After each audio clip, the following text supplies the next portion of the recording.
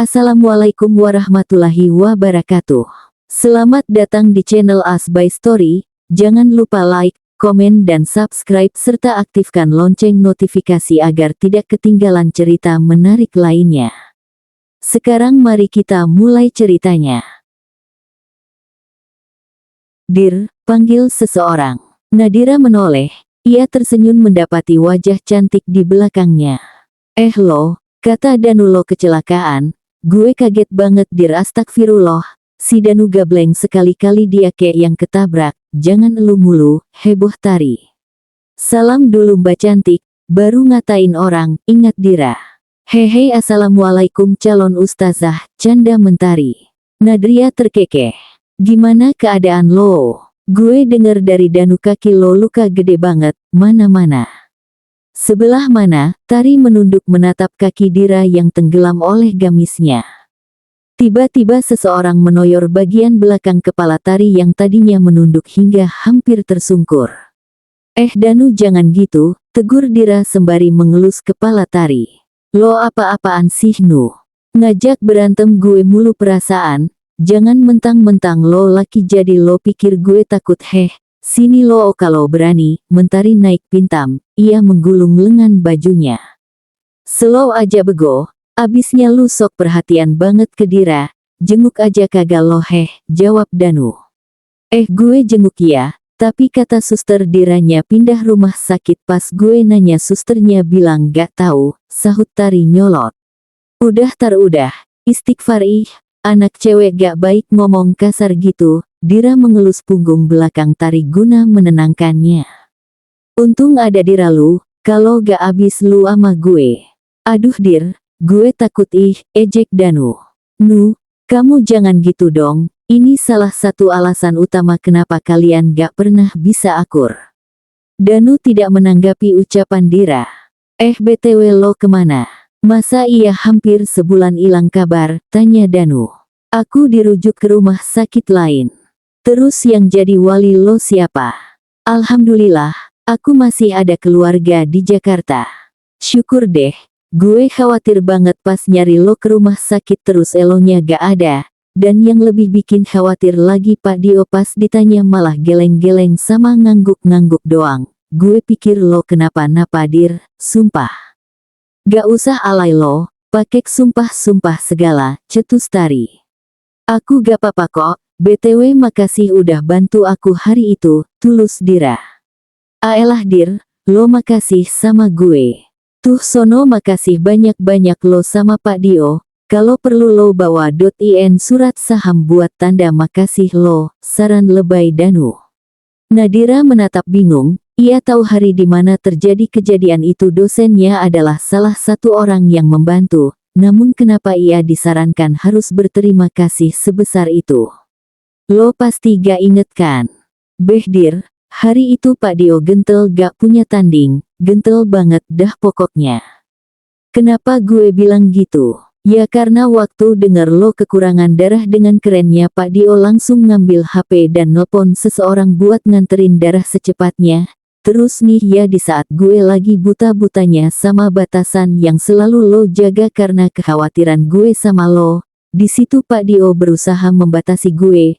Untuk gak ngeliat aurat lo, dia mastiin lo gak disentuh satupun laki-laki yang bukan muhrim lo. Dia berusaha menjaga pandangan gue juga aurat lo. Waktu lo pingsan dan baru selesai ditangani dokter, gue udah sewot banget mau masuk buat lihat keadaan lo. Tapi Pak Dio ngelarang gue, terus dia malah nyuruh mbak-mbak UKS kampus yang bahkan gak kenal lo buat masuk duluan. Dan lo tahu Pak Dio bilang apa? Tolong dirapikan pakaian dan hijab Nadira ya, pastikan tak ada aurat yang terlihat, bahkan sehelai rambut pun, cerita Danu sangat antusias. Mata Mentari berbinar mendengar cerita Danu. Lo gak ngada-ngadakan? Pak Dio emang bener sekeren itu kan? Tanya Tari memastikan. Gak ada untung juga gue bohong wei, balas Danu. Pandangan Danu beralih ke Nadira yang terdiam. Jadi gimana Dir? Lo udah pikirin cara berterima kasih lo belum? Tanya Danu. Iya Dir, kalau gue jadi lo, udah meleleh dah gue saking gak percaya dan terharunya digituin dosen ganteng kampus kita. mana masih single lagi tuh Pak Dio, ah, jiwa jomblo gue meronta buat pepetin Pak Dio, heboh Tari. Baru saja Nadira akan membuka mulutnya, tiba-tiba ada deheman tak wajar dari belakang Danu dan Mentari. EKHEMMM. Dehem Hanan kuat, kaget-kaget, latah Danu. Pak Hanan. Cicit Tari, sedangkan Nadira yang menyadari kekesalan suaminya juga ikut menunduk takut saat mengingat kejadian semalam di mana suaminya membentaknya. Kalau obrolan kalian masih panjang, bisa menepi sedikit, saya mau lewat, dingin Hanan. Maaf Pak, kemudian Danu bergeser ke kiri dan diikuti oleh Tari juga Dira. Silahkan Pak, ucap Tari. Kalian itu sudah mau wisuda bukannya mengurusi hal-hal penting malah membicarakan dosen, tegur Hanan. Tidak kok Pak, kalian pikir berapa lama saya harus berdiri di belakang kalian yang sibuk membicarakan Pak Dio, sarkas Hanan. Dirinya yang sudah sedari tadi terbakar semakin meledak saja lantaran jawaban Danu yang membuatnya semakin kesal. Tapi kita ngomongin yang baik-baik kok Pak. Entah itu baik atau jelek, kalian tetap membicarakannya, minggir. Saya mau lewat, dingin Hanan. Lagi-lagi ketiganya bergeser. Buset, Pak Hanan kenapa? Sensi amat kek Tari kalau lagi lapar, ucapan Danu sukses membuat Tari mendelik. Kenapa lo bawa-bawa gue sih? Gue udah diem masih aja lo gangguin, sewot Tari. Nadira yang sedari tadi diam, merasa ponselnya berdering, benar saja, suaminya mengirimi pesan. Mas suami, bubar Nadira, jangan kamu dengerin omongan temen cowokmu itu, masih pagi tapi udah bikin mas panas. 5 menit lagi kamu masih di sana mas sendiri yang bubarin. Nadira memegang ponselnya erat, benar saja suaminya sedang kesal sekarang, apa ia susul ke ruangannya saja, tapi bagaimana kalau banyak yang curiga. Tar, kita jangan ngomongin Pak Dio lagi ya, entar deh aku pikirin cara makasih nih, tapi sekarang kita selesain urusan kita dulu yuk, ajak Dira. Danu dan Tari mengangguk kompak. Mereka bertiga berjalan beriringan dengan tujuan yang sama. Nadira dan Mentari sedang duduk di taman kampus. Dir gue haus, lo mau ikut gue ke kantin gak? Tanya Tari. Gak deh Tarhuh, capek banget Masya Allah. Nadira mengatur nafasnya sembari menyandar di bangku taman. Ya udah lo mau nitip minum apa deh, biar gue yang beli. Air putih aja, makasih ya mbak cantik haha, canda Dira. Tari tertawa, udah gak usah muji-muji gue tuh udah cantik dari dulu, BTW atur dulu nafas yang bener, tumben lo mudah capek gini, heran Tari. Nadira hanya bisa menggeleng, ia sibuk mengatur nafasnya, naik turun tangga ternyata cukup membuat nafasnya merasa tercekat. Kalau gitu gue ke kantin dulu, lo tunggu bentar, Tari berlari menuju kantin. Dira menyenderkan tubuhnya lalu mengelus perutnya singkat. Nak Umi gak tahu kalau hadirnya kamu di rahim Umi, cukup mempengaruhi daya tahan tubuh Umi. Lihatlah sayang, Umi bahkan hampir kehabisan nafas hanya karena naik turun tangga itu sekali, batin Dira. Ante, panggil seorang anak kecil menyentuh lutut Dira yang terbalut gamis. Dira yang tadi menutup mata kini membukanya. Ia mendapati anak laki-laki tampan di sana. Iya nak, tadi yang panggil ante kamu. Tanya Dira bingung kenapa di kampus seramai ini ada anak kecil. Anak siapa? Anak itu mengangguk lugu. Halo, assalamualaikum. Waalaikumsalam ante, jawabnya lucu. Masya Allah pintar sekali, kagum Dira. Sejenak ia melihat ponselnya yang bergetar. Itu pesan dari Tari yang berkata ia dipanggil oleh dospemnya dan tidak bisa mengantarkan minum titipan Dira.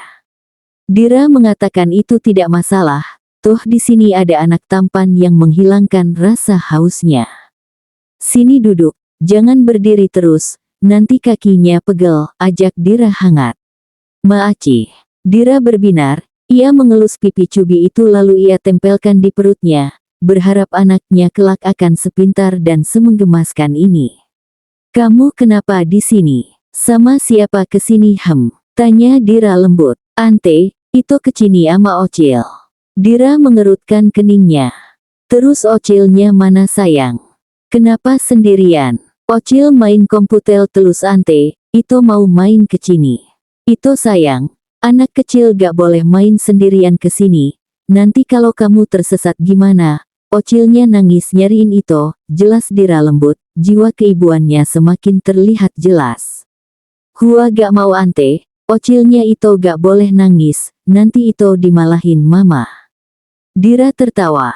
Ya udah, jadi sekarang itu harus ke tempat Ocil ya, kasihan Ocilnya nyariin itu. Tapi ante, itu ndak inget Ocil itu di mana. Loh, kamu kesasar. Itu kecil mengangguk. Udah sayang, sini pegang tangan tante, biar tante bantu cari ya. Baru saja Dira hendak berdiri tiba-tiba. Vito, panggil seorang. Vito, panggil seseorang. Vito kecil menoleh. Ocil, ia berlari memeluk tubuh tegap itu. Kamu kemana aja? Ocil bingung nyariin Vito loh, ucapnya sembari menggendong Vito. Maaf Ocil, sesal Vito. Ocil maafin, tapi lain kali gak boleh gini lagi ya. Vito mengangguk. Assalamualaikum, selamat siang Pak Arka, sapa Dira lebih dulu. Waalaikumsalam, Nadira. Iya Pak, jawab Dira mengangguk. Ante, ini Ocilnya itu ndak nangis kok, ucap Vito antusias. Dalam hati Dira gugup tak karuan, pasalnya ia tidak tahu kalau Ocil yang dimaksud Vito adalah rektor di kampusnya. Kamu yang nemuin Vito ya? Tanya Arka. Dira mengangguk. Terima kasih Dira, saya yang lalai menjaga Vito. Tidak masalah Pak, Vito anak yang pintar dan pemberani, jadi mudah sekali menanyainya. Kamu benar, Vito anak yang pintar dan pemberani. Dira mengangguk tersenyum dalam tunduknya. Kamu mau kemana? Tanya Arka. Ah tidak Pak, tadi saya mau menemani Vito mencari Ocilnya, karena itu seperti sedang kebingungan tadi, saya tidak tahu kalau yang dimaksud adalah Anda. Yah, Ocil itu singkatan dari Om kecil, karena saya adik bungsu dari mamanya Vito, jelas Arka. Dra mengangguk mengerti. Kalau begitu saya permisi Pak, Vito inget pesen tante ya, pamit Dira. Ciap ante. Assalamualaikum, ucap Dira berlari kecil. Arka menatap keponakannya penasaran. Vito, tante tadi bilang apa sama kamu, tanya Arka. Ante bilang, itu ndak boleh pelgi-pelgi cendili lagi, nanti kalau itu kesasar Ocil nangis nyaliin itu, jawab itu lugu. Mendengar itu Arka tertawa keras, pesan lucu Dira terhadap keponakannya cukup menggelitik di telinga Arka. Tante itu benar sayang, kalau kamu hilang, nanti Ocil nangis karena dimarahin mamamu, jawab Arka gemas, lalu mencium pipi Vito.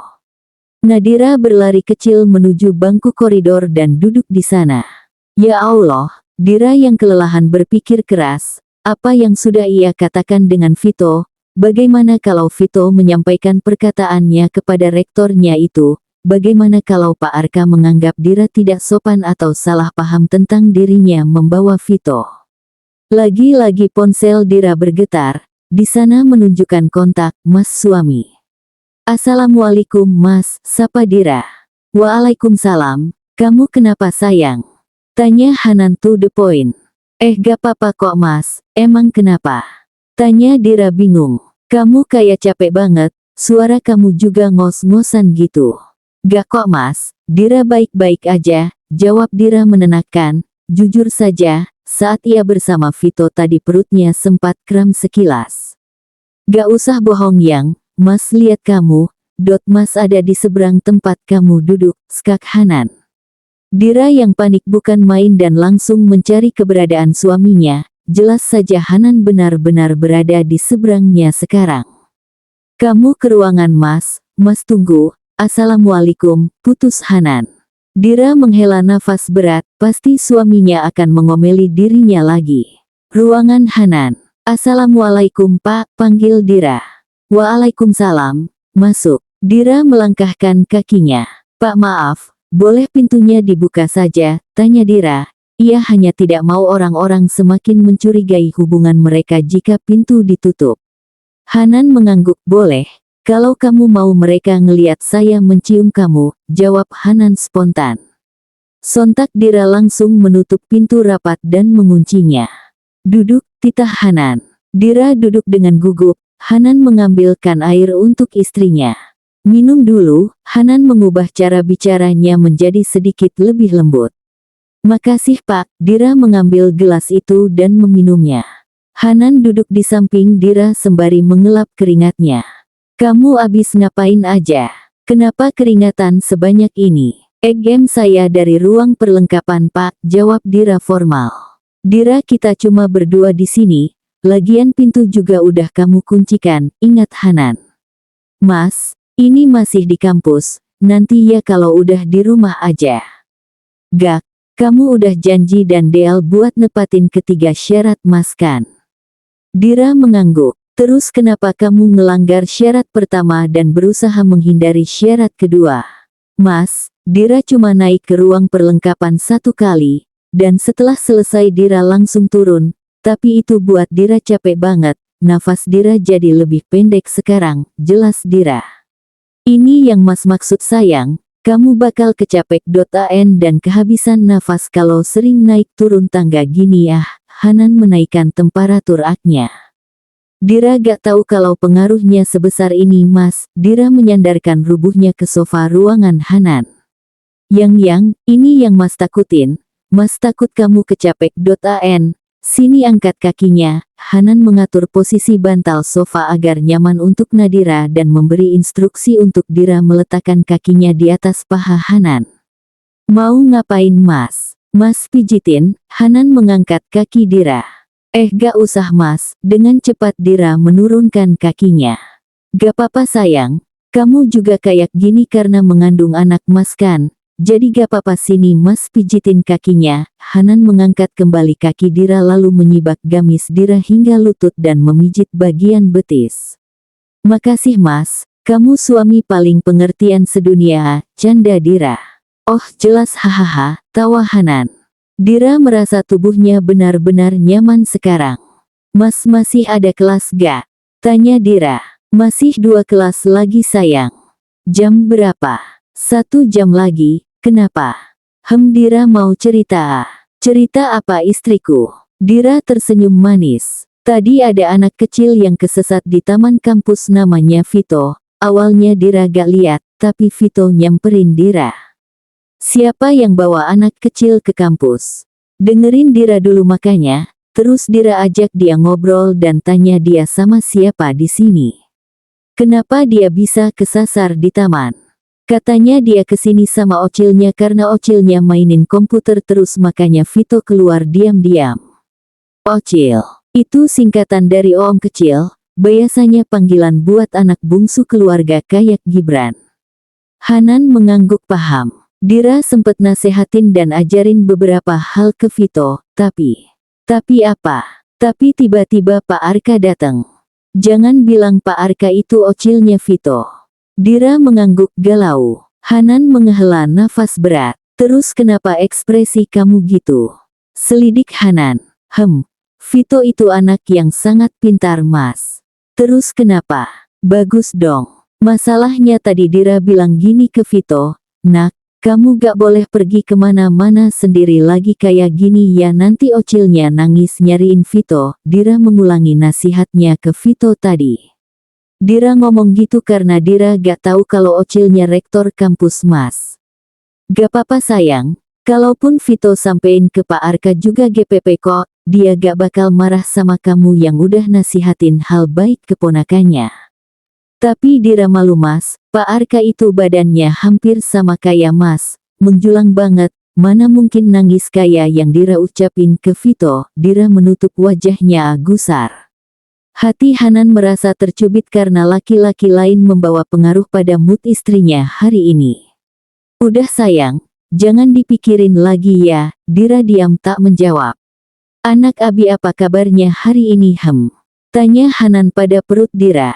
Dira menatap tingkah suaminya, lalu melupakan kegusarannya sejenak. Baik Abi, alhamdulillah. Dira tidak menceritakan kram perutnya pagi tadi. Jangan nakal dulu ya sayang, Umi kan mau beraktivitas. Hanan mencium perut Dira sayang, mengingat Dira sedang mengandung anaknya benar-benar membuat Hanan bahagia.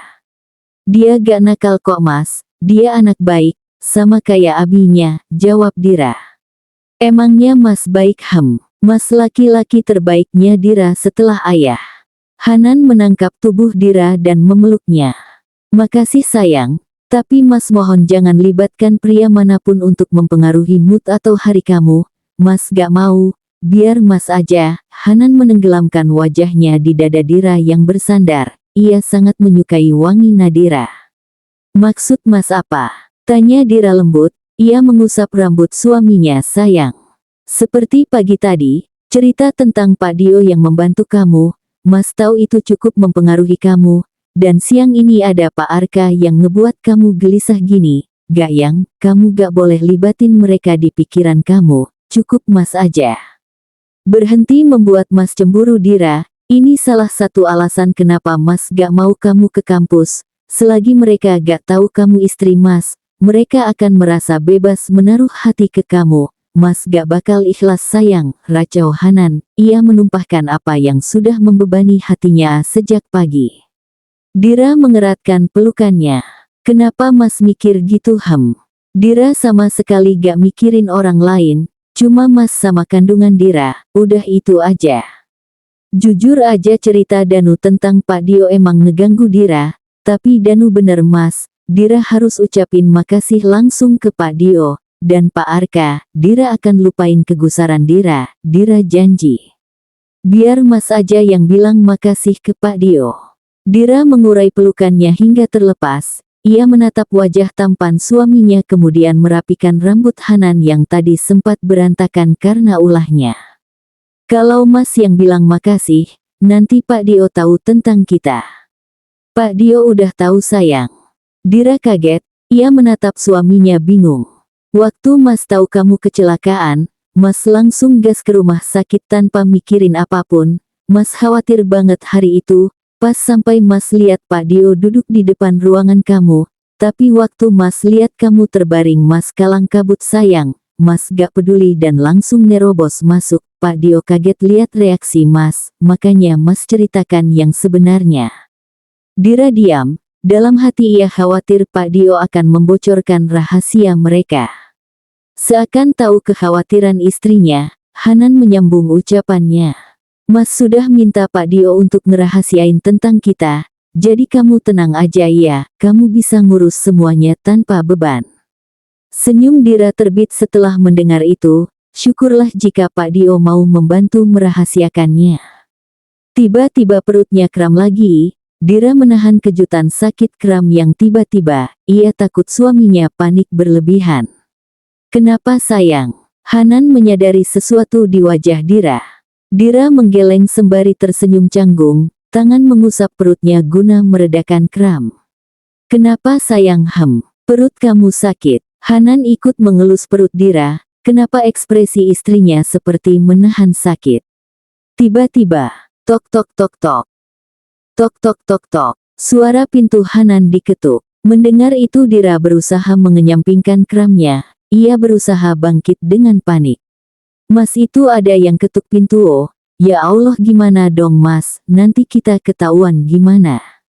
Panik Dira, Hanan yang tak peduli kembali mendudukkan istrinya pelan. Kamu jawab mas, kamu kenapa? Perut kamu sakit, tanya Hanan memastikan, ia mengelus lembut perut Dira yang masih rata. Mas jangan tanya itu dulu, itu ada orang mau masuk gimana? Kalau mereka tahu ada Dira di sini dengan pintu kekunci gitu, udah pasti bakal ada yang curiga. Mas gak peduli mereka tahu apa enggak, yang mas tanya kamu kenapa. Mas tahu kamu nahan sakit, bilang sama mas apa susahnya sih, mas ini suami kamu, kenapa kamu tutup-tutupin, tegas Hanan. Mas Dira baik-baik aja, tadi perut Dira kram, tapi gak apa-apa kok bentar lagi juga hilang. Tadi pagi juga cepet hilangnya, jawab Dira panik, ia benar-benar takut ketahuan. Jadi tadi pagi juga kram gini, kenapa gak bilang sama mas? Hanan mengelus perut Dira khawatir. Udah mas, ini juga udah mendingan kok sakitnya. Sekarang mas buka pintunya, Dira akan sembunyi di kamar mandi, jelas Dira sembari berjalan ke arah pintu. Hanan yang sudah benar-benar khawatir sekaligus kesal menahan tubuh Dira. Gak, kamu di sini aja, duduk. Kalau perlu rebahan kayak tadi, Mas akan bilang kalau kamu istri Mas dan minta dia rahasiakan kalau memang kamu takut ketahuan, tegas Hanan sekali lagi. Mas, Dira mohon. Dira menatap suaminya berkaca-kaca. Kamu tahu kan Mas khawatir, kamu gak boleh egois. Hanan memegang kedua bahu Dira dan menatapnya dalam. Dira tahu Mas, tapi Mas berlebihan. Ini alasan kenapa Dira gak mau bilang sama Mas, jawab Dira kesal. Jujur saja ia sangat tertekan dengan keposesifan Hanan pada dirinya. Bukan ia tak suka, tapi reaksi dan tindakan suaminya sangat berlebihan. Mungkin suaminya lupa bagaimana kehidupan Dira sebelum menikah. Jangankan sakit kram semacam ini, Dira bahkan sudah sering menahan sakit hingga hampir berada di ambang nyawa. Hanan kaget mendengar jawab Nadira. Kalau Mas mau umumin gak apa-apa, lakuin semau Mas, Dira gak masalah. Kalau perlu Dira yang bukain pintu, itu kan mau Mas. Tanya Dira, kenapa Mas selalu bertindak berlebihan? Dira tahu Mas khawatir, tapi Dira juga khawatir sama kandungan Dira Mas. Bahkan khawatir Dira berlipat-lipat karena Dira ikut ngerasain semuanya. Terus kenapa Mas seolah-olah gak percaya kalau Dira mampu ngejaga anak Mas di kandungan Dira? Matanya sudah sangat sendu saat mengatakan itu. Gak gitu Nadira Mas cuma mau ikut andil ngejaga dan ngelindungin kalian. Dira tak menjawab ucapan suaminya lagi. Ia berjalan mendekati pintu dan menghapus air matanya sesekali. Mas mau umumin tentang kita kan? Ayo kita buka pintunya sama-sama dan bilang kalau tadi di dalam Mas mijitin kaki aku yang pegel karena lagi ngandung anak Mas, ajak Dira. Air matanya turun deras, namun tak ada isakan di sana. Hanan menatap bersalah Nadira. Apa benar dirinya telah bersikap berlebihan dan itu membuat istrinya tertekan? Ia berjalan mendekati Nadira. Maaf sayang, maaf kalau kamu ngerasa tertekan. Mas gak sadar kekhawatiran Mas udah nyakitin kamu. Mas percaya sama kamu. Mas tahu kamu bisa ngejaga anak kita. Kamu boleh sembunyi di kamar mandi, biar Mas yang buka pintu, ucap Hanan bersalah suaranya sudah tidak sekeras tadi. Dira diam, ia berjalan melewati Hanan dan menghapus air matanya, lalu duduk di kursi depan meja Hanan. Buka aja pintunya, Dira gak akan sembunyi. Hanan tahu istrinya masih marah. Kalau orang-orang curiga gimana? Tanya Hanan memastikan. Ia tak mau egois dan akan membuat istrinya bertambah sedih. Dira menatap kosong meja dosen Hanan yang berlapis kaca. Gak apa-apa, Dira udah pasrah Mas, biar mereka curiga, mereka tahu pun gak apa-apa, lirih Dira tanpa menoleh. Mendengar itu Hanan berjalan mendekati Nadira yang duduk lalu berlutut guna menyamakan tingginya, ia menggenggam tangan itu. Hanan tidak memperdulikan ketukan pintu yang sedarin tadi belum berhenti. Maafin Mas Dira, Mas tahu Mas egois, Mas gak mikirin perasaan kamu, Mas minta maaf, tapi kamu jangan bilang pasrah atau terserah gitu, Mas turutin semua mau kamu mau gimana Mas turutin, tapi jangan berpikir pasrah tentang apapun yang berhubungan dengan rumah tangga kita, ucap Hanan tulus, ia takut dengan sikap istrinya yang ini. Dira menggeleng, ia tersenyum tipis untuk menenangkan suaminya itu. Dira tahu ini bukan masalah besar tapi semenjak hamil jiwa kesensitifannya sangat menonjol dan sulit untuk dikendalikan. Buka pintunya Mas, kasihan mereka. Pinta Dira lembut. Hanan tak menatap sendu wajah lelah istrinya, kamu yakin gak apa-apa? Dira mengangguk kecil, sedangkan di luar pintu. Sepertinya Pak Hanan sedang tidak di ruangan Mas, ucap mahasiswi yang tadi mengantarkan Gibran ke ruangan dosennya itu. Yah, yang mengetuk pintu sedari tadi adalah Gibran adik Hanan bersama mahasiswi yang tadi ditanyai Gibran di mana ruangan Pak Hanan. Tapi saya mendengar suara dari dalam, apa dia tertidur? Ah mungkin Mas, tapi maaf kalau saya lancang. Kalau boleh tahu Mas siapanya Pak Hanan ya? Gibran melakukan aksi tebar pesonanya dengan senyum manis yang ia ciptakan. Saya adik kandung Pak Hanan, nama saya Gibran, nama kamu siapa? Wanita itu sempat kaget, ngidam apa ibu mereka ini, kenapa punya anak dua dan tampan semua? Dengan tersenyum genit wanita itu mengulurkan tangan, saya Sisil Mas, mahasiswi di salah satu kelas Pak Hanan. Oh benarkah? Sambung Gibran. Sisil mengangguk sok cantik, dalam hati Gibran mencebik, kenapa nih cewek senyum kayak orang gila gini? Dia gak gila kan? Dia waras kan? Dan iuh pakai acara ngibasin rambut segala lagi. Heh Nadira yang rambutnya tertutup lebih cantik dari elu. Gak usah sok cantik di depan gua, batin Gibran jijai. Gibran kembali mengetuk pintu abangnya tak sabar, ia sudah tak tahan bersama wanita ini. Tiba-tiba pintu dibuka. Alhamdulillah, dapat hidayah apa gimana Pak dosen? Akhirnya setelah 20 kali purnama pintu baru dibuka, heboh Gibran. Hanan mengerutkan keningnya melihat sang adik bersama Sisil mahasiswinya. Kamu ngapain di sini? Tanya Hanan. Buset, bukannya langsung disuruh masuk, malah dijutekin, cetus Gibran. Hanan menatap Sisil. Saya mengantarkan Mas Gibran Pak, tadi dia menanyakan ruangan Anda kepada saya, jelas Sisil melembut-lembutkan suaranya. Udah bang, gue mau masuk, gini amat sikap jadi dosen, Gibran memaksa masuk. BTW makasih ya Sisil cantik, ucap Gibran lagi. Hanan mundur selangkah sehingga pintunya terbuka lebih lebar. Sisil dan Gibran dapat melihat Nadira yang sedang duduk di kursi di mana kursi itu biasa diduduki mahasiswa lainnya ketika datang ke ruangan dosen. Loh ada Nadira ya? Tanya Sisil kepo. Ia berusaha memanjangkan lehernya untuk melihat teman sekelasnya dengan jelas tapi sudah ditutupi tubuh Hanan. Iya. Dia sedang konsultasi dengan saya, jelas Hanan agar tidak dicurigai. Gibran yang mendengar itu bingung. Kenapa abangnya malah beralasan? Loh bulan depan kami wisuda Pak, skripsi sama sidang juga udah selesai, apalagi yang dikonsultasiin. Tanyanya curiga.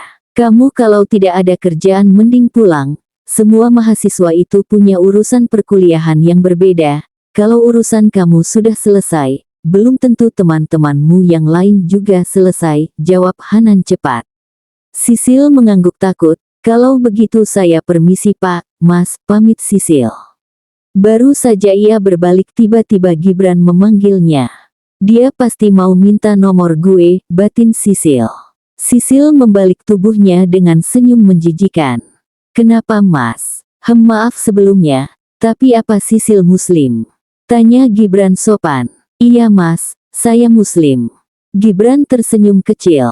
Maaf menggurui, tapi seandainya kita bertemu lagi, bisakah kalau mau pamit Sisil mengucap salam? Wajah Sisil merah padam, ia benar-benar malu. Baik Mas, Assalamualaikum, tanpa menunggu balasan Sisil sudah berlari menjauh. Waalaikumsalam, jawab Hanan dan Gibran serentak. Masuk, titah Hanan. Gibran pun masuk. Assalamualaikum, ucap Gibran. Waalaikumsalam, jawab Dira lembut. Loh. Bersambung.